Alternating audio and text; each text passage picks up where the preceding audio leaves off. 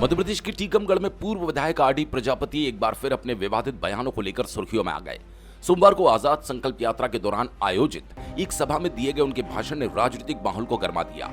जानकारी के मुताबिक ये सभा दोपहर करीब 2 बजे गांधी चौराहा के पास आयोजित हुई, जहां करीब 200 लोग मौजूद थे। इनमें भीम आर्मी यादव महासभा से जुड़े कई लोग भी शामिल बताए जा रहे हैं। सभा के दौरान मंच से बोलते हुए आरडी प्रजापति ने कई विवादित और भड़काऊ बयान दिए। उन्होंने कहा कि हमारी बहन को जिंदा जलाया गया, हम ऐसी होली नहीं मानते। इसके साथ ही उन्होंने अबीर और होली को लेकर भी आपत्ति जताई और कहा, अबीर का मतलब होता है जो वीर नहीं होता, यानी हिजड़ा। उन्होंने ये भी कहा कि जो लोग बहन बेटियों की इज्जत लुटवाने का काम करते हैं वही अबीर लगाते हैं। उनके इस बयान के बाद सभा में मौजूद लोगों के बीच हलचल बढ़ गई और माहौल कुछ देर के लिए तनावपूर्ण हो गया। अपने भाषण के दौरान प्रजापति ने तथाकथित मनुवादी विचारधारा पर भी निशाना साधा। उन्होंने लोगों से अपील की कि हमारी बहन बेटियों को उनके पंडालों में नहीं जाना चाहिए। उन्होंने आगे कहा, असली विरोधी मनुवादी है और समाज को उनसे सावधान रहने की जरूरत है। इसी दौरान मंच से यह भी कहा गया कि वीर वही है जो मंच पर बैठे, हमें अबीर नहीं लगाना है। इतना ही नहीं, आरडी प्रजापति ने अपने भाषण में हिंदू समाज को लेकर भी बेहद आपत्तिजनक टिप्पणी कर दी।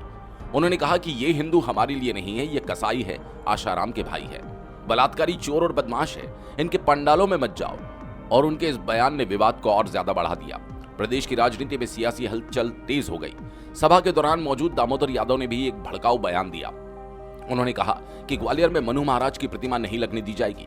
उन्होंने चेतावनी देते हुए कहा कि अगर प्रतिमा लगाई गई तो उसे तोड़ दिया जाएगा और जूते भी मारे जाएंगे। साथ ही उन्होंने ग्वालियर न्यायालय परिषद में डॉक्टर भीमराव अंबेडकर की प्रतिमा लगाने की मांग भी उठाई।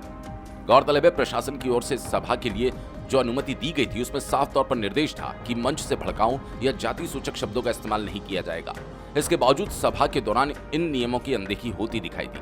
फिलहाल प्रशासन और पुलिस पूरे मामले पर नजर बनाए हुए है और घटनाक्रम की गंभीरता को देखते हुए आगे की कार्रवाई पर विचार किया जा रहा है।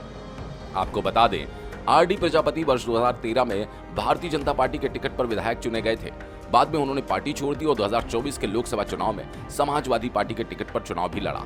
हालांकि उन्हें हार का सामना करना पड़ा। अब उनके हालिया बयान एक बार फिर प्रदेश की राजनीति में नए विवाद को जन्म दे रहे हैं।